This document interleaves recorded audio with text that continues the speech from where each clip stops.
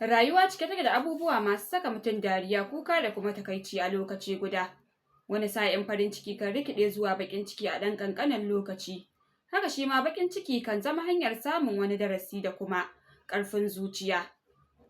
Duk wanda ya ɗanɗana rayuwa sosai zai fahimci cewa juriya, haƙuri da karɓar ƙaddara su ne manyan makaman da ke taimakawa mutum ya yaƙi raunin rayuwa har ma ya ci gaba da yin ta.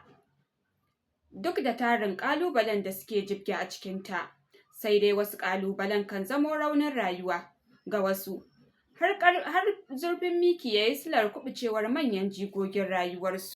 Labari ne da zai gyara zukata, fahimtar duniya da abin da ke cikinta, gano dalilan da kan rikidar da soyayya kafin aure zuwa ƙiyayya bayan aure, gano yadda ƙananan abubuwan da bamu ɗauke su a bakin komai ba suke raunata zuciya su sauya tunani.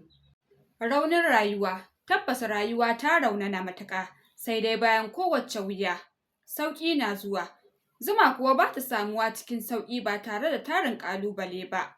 Kada ku bari a baku labarin littafin Raunin Rayuwa, wanda shahararriyar marubuciya Rukayya Ibrahim Lawal, wadda kuka fi sani da Ummu Intisar, take rubutawa a yanzu haka.